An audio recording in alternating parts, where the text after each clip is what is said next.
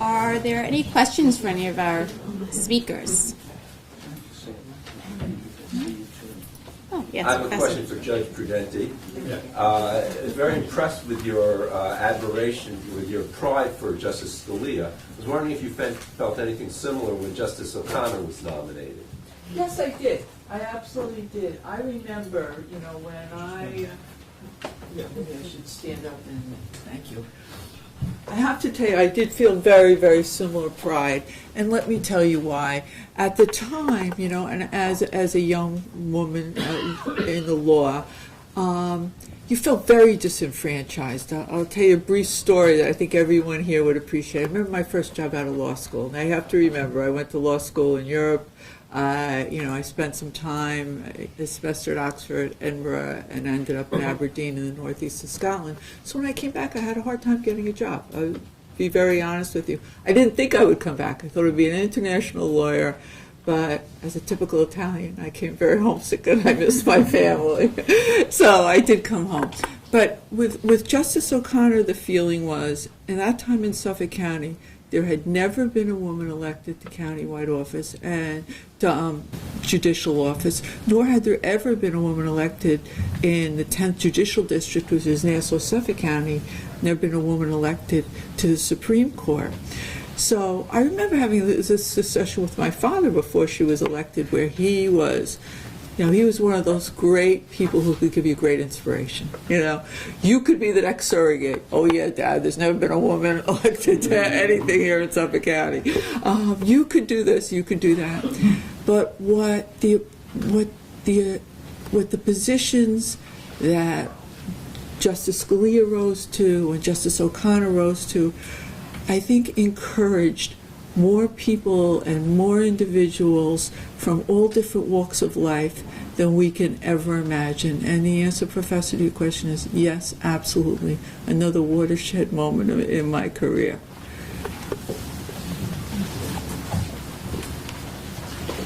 Yes.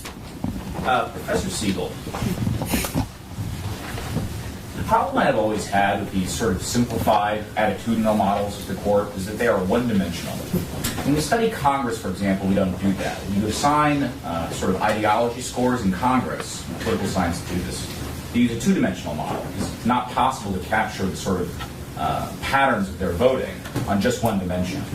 And it seems to me that a one-dimensional model of judges eliminates almost all of the information you would actually want to know about studying in court. So, for example, this one-dimensional score cannot tell us that, for example, Justice Alito and Justice Scalia could not have more different views about criminal justice. They are almost nothing alike on that subject.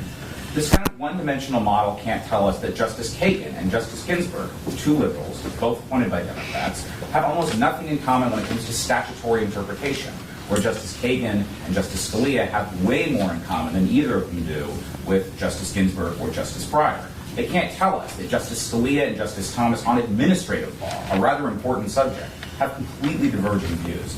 I just wonder, why is it that we use a simple kind of one-dimensional 0-to-1 score for liberal versus conservative ideology, not something a little richer that would tell us something about the substance and the differences that these justices have with each other? Well, the answer is that people have tried to look at multiple dimensions, and when you do scaling analyses such as these, it's always the case that you add more dimensions, you can explain more. The question is how much more? Is it worth the addition of a separate dimension? So in Congress, there used to be a second dimension that was really sort of a north-south civil rights dimension.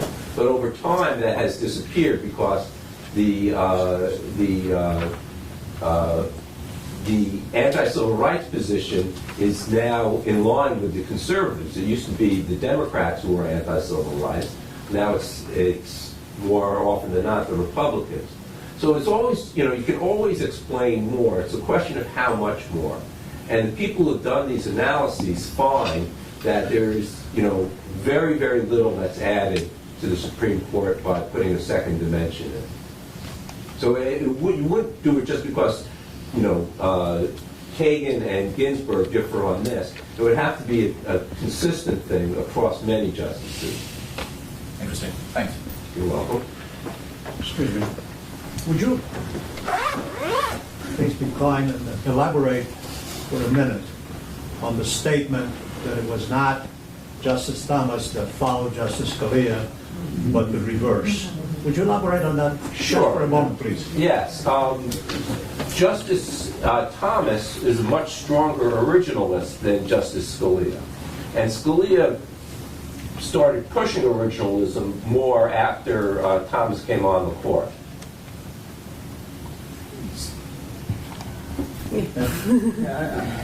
Professor Segal said this last night at dinner too, and I just find this assertion unfathomable, honestly. Justice Thomas is not an intellectual. Justice Scalia is an intellectual. Justice Scalia has been the intellectual force behind originalism. When Justice Thomas was a baby, Scalia was an intellectual force behind originalism. So the fact that Justice Thomas does not temper his originalism with stare decisis like Justice Scalia does not mean that Scalia is somehow subordinate to Thomas in this originalism hierarchy. The fact that Scalia may have mentioned the words originalism more frequently after a certain date in the database when Thomas gets on the court, again, does not mean that Scalia is following Thomas. Scalia wrote the books on originalism. Matter of interpretation, he's got a lot of law review articles, predated Justice Thomas's time on the court. And so I think looking at the database can sometimes obscure the richer nuances of these things. Well, again, as I responded last night, I think it's Robert Bork who created originalism in that 1973 Indiana Law Journal article, which was long before Scalia took it up. Yes, no one says Scalia invented originalism, but I think he has been the intellectual powerhouse behind it. I mean, he was a much more prominent spokesperson for the theory. I have a question. When I was a government major at Cornell, they had done there was an interesting paper on the Supreme Court, and it was we back then we took courses on the Supreme Court as part of our distribution in government, and the paper showed that scholars of the court were no better at predicting 5-4 decisions than the flip of a coin. It was about 50-50.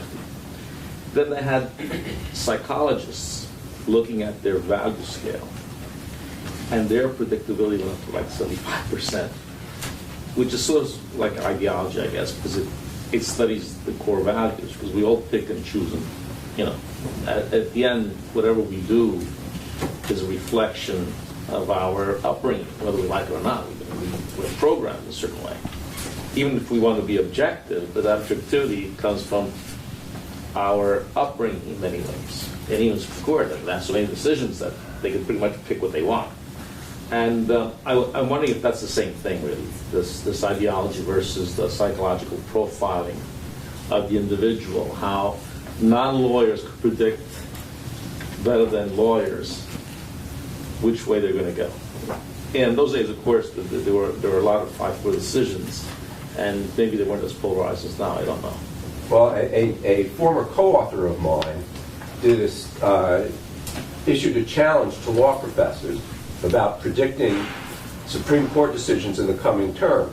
And the law professors did not do as well as a computer model that my co-author had done. Which showed what? What was the computer model based on? It was based on one-dimensional ideology. So the thing about the ideology, again, is as you saw for the current justices on the current court, the correlation using this one dimension of ideology and their voting on the court is about 0.95. You can't do any better than that. Right. But isn't it unfortunate that Justice Scalia was paired with Justice Bork, who is an ideologist, in a practical sense, while Justice Scalia is more of a jurist, and his position, conservative as it may be, is colored by a thinking that is not necessarily that of a practitioner or. Why was he always paired with Bork?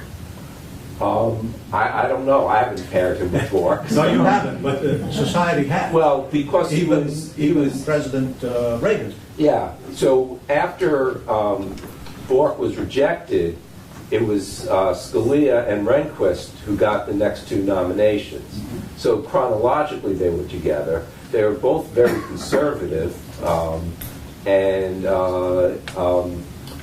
Bork was the prime proponent of originalism, and Scalia took that up too. If I could just add a point on the law professors versus the computers. The most famous study I've seen on this, and maybe a different one than the one that you just cited to us, the computers beat the law professors in predicting how the Supreme Court would rule on next term's cases. But the computer only beat the law professors because the computer somehow figured out more readily what Justice O'Connor and Justice Kennedy would do. They were worse than the professors in figuring out what Scalia and Ginsburg would do.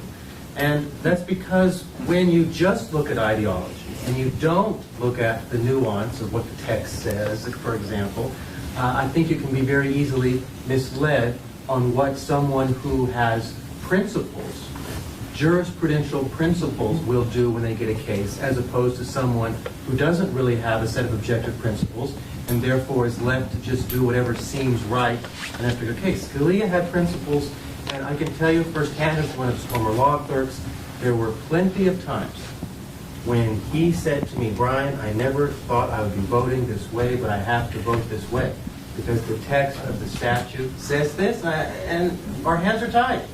And I know there were plenty of votes that he wished he didn't have to cast, but the law was clear enough that he had no choice. And so I just think it's too simplistic just to focus on ideology, at least for a judge like Scalia who had objective principles that he tried very hard to follow.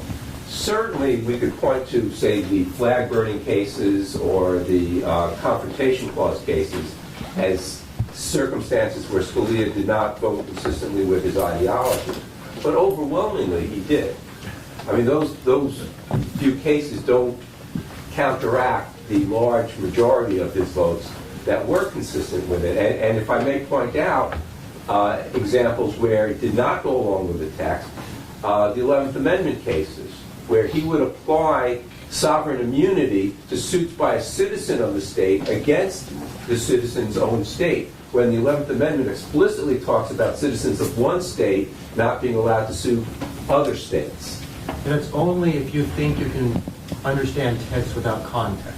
So the 11th Amendment refers to a certain class of cases because that was the certain class of cases the U.S. Supreme Court messed up on. And so the framers of the 11th Amendment wanted to correct the mess up. The background context was they did not want any of those suits against states to be viable. But Scalia has often said we go by what they say, not by what they intend. Yeah, but he's not an idiot. And he understands that text can only be interpreted in context. Any textualist would tell you have to know the context around the words. Words are meaningless in a vacuum. They all grow up in a context.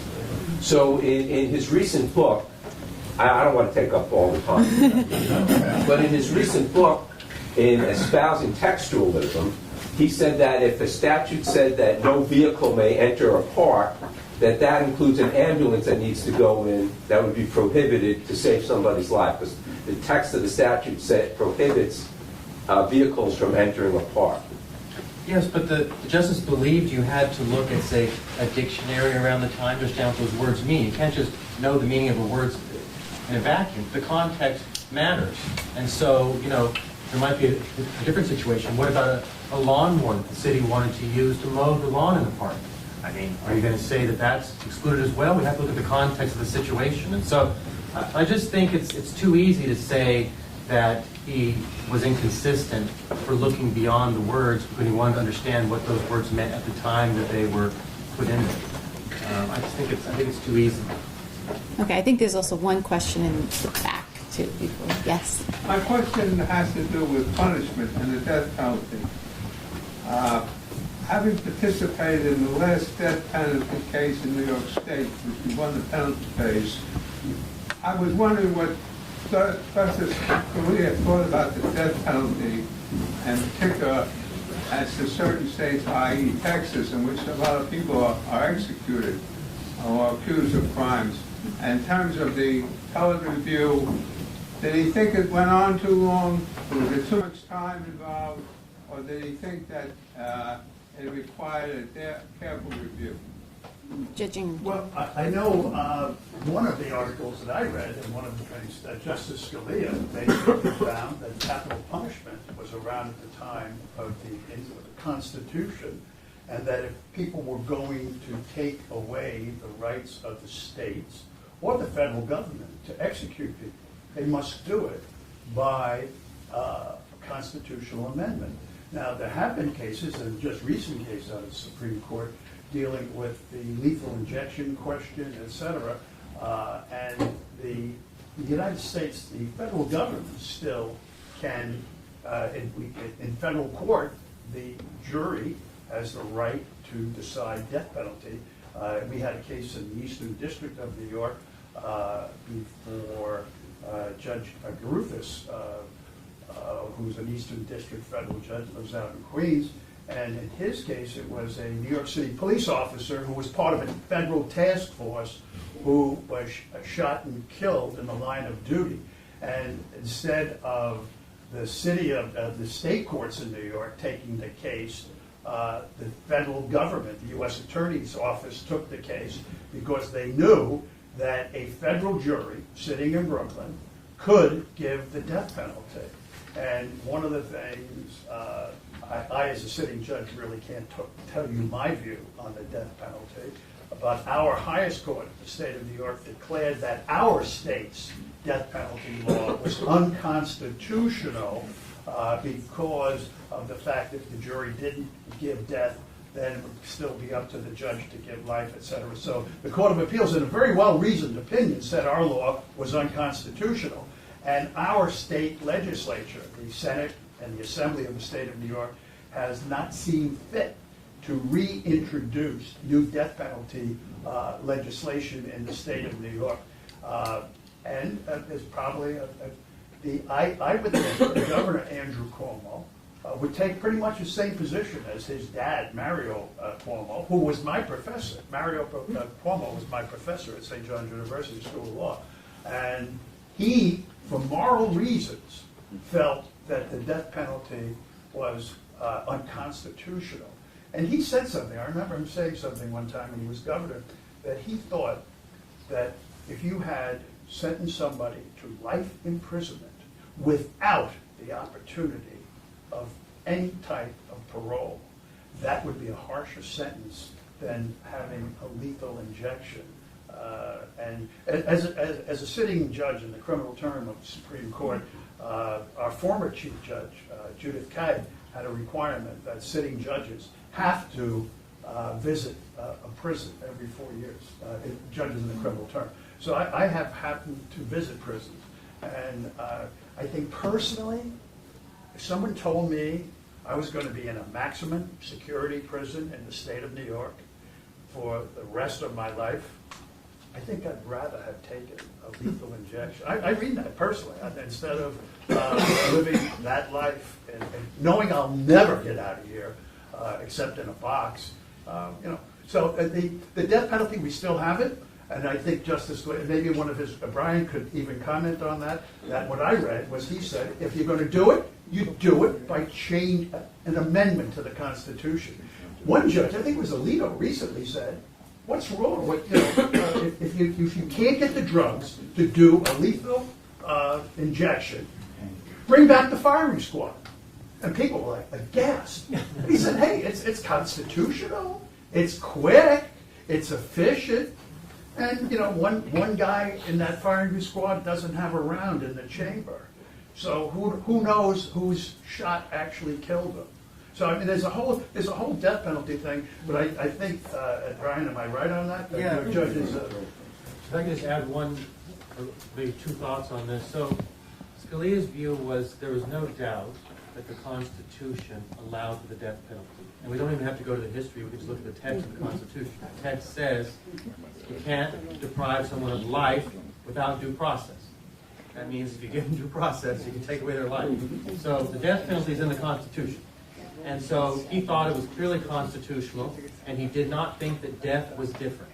He thought that every criminal case was entitled to the same due process protections. The death penalty didn't mean you had to turn special somersaults. Now, if Congress wanted to pass a statute that said you got to do somersaults in death penalty cases, of course you followed that, but the Constitution didn't say you do anything special in death cases. He didn't do it in another criminal case. Now, what were his personal views on the death penalty? Those are his views what the Constitution says.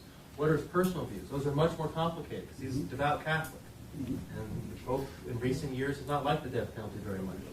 If you're interested in how he reconciled his personal views, his Catholicism, his jurisprudential obligations, he wrote a fascinating essay when I worked for him about 15 years ago in a Catholic magazine called First Things, where he talks about God's justice and ours and how he reconciles his Catholicism with death penalty cases. Very, very interesting. I highly recommend it. Just add one thing. First of all, that is a great essay. You should read it. As to the question of delay, he would frequently refer to delay in a death penalty case as a reduction of sentence, to give you a sense of how he felt about the length of the process. And he was the circuit justice for Texas, right, which means that you hear all of the emergency stay applications coming out of that state, which, at least at the time that I was there, comprised the vast majority of executions in the United States. He was quite familiar with the death penalty system and sort of last-minute sort of things that happen. And he would frequently remark that the delays were, that they were quite excessive. Just to advance that portion. Any comment? I live in Connecticut. They just overturned the death penalty for Pettit case. They were all headed for that, and it was just overturned, which is created, and that's sad in a way, of what, but they just got voted on that. Just change it. Any other questions? Yeah. We talk about the death penalty because it's cruel and inhuman. And that's what they go by. Could you comment on that? Anybody? Want to say The anything? question is open. Which one? Anything? Anybody? Anybody? Well, I think I gave my view.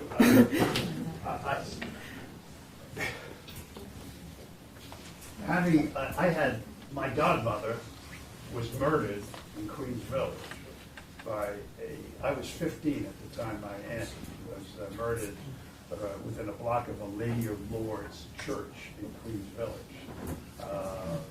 And the young man was 16 years old who did it. And I know what being a family member of a person who has been murdered, the sorrow, the pain, the anger, the resentment, and the cry out for justice.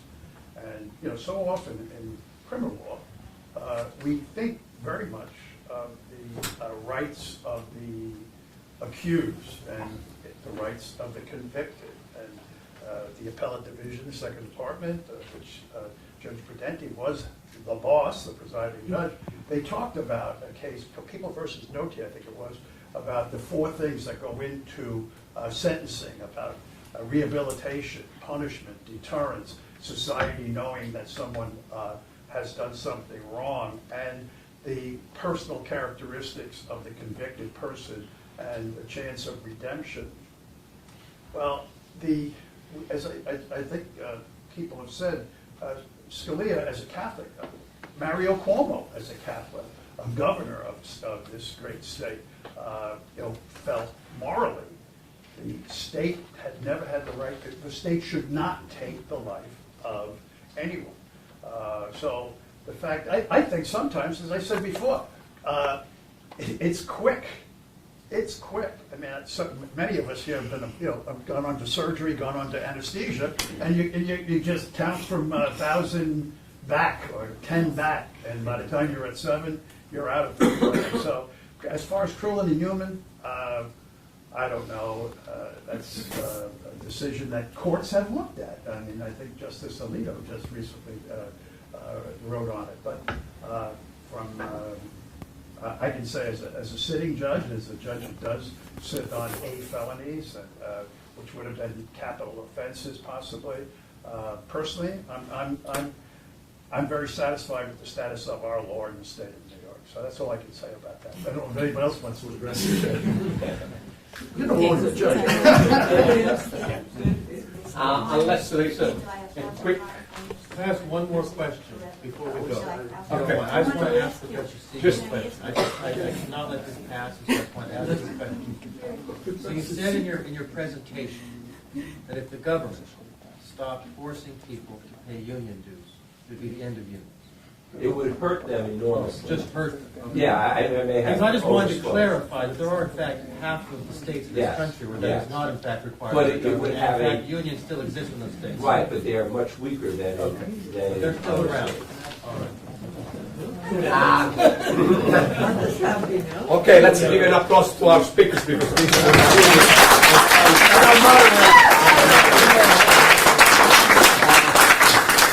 said all about this morning, said that Mario, you still get very excited about it. Yes, this is an exciting, really, event. We put together an outstanding conference for today.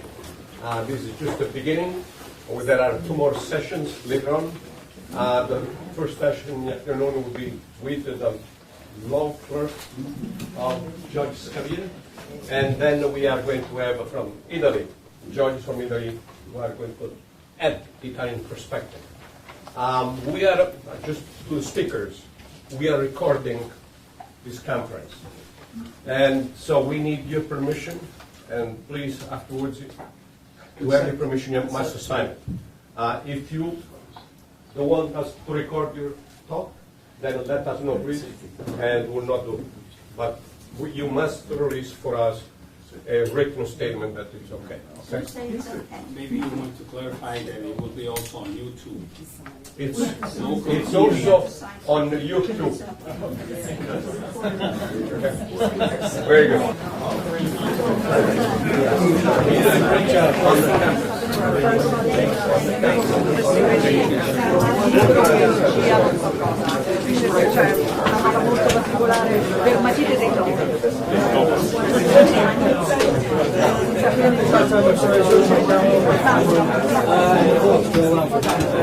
I'm not on there, am I? Why not? Why not? God, no. Take me off. Okay, you shut it off. Fermo, fermo. Stop.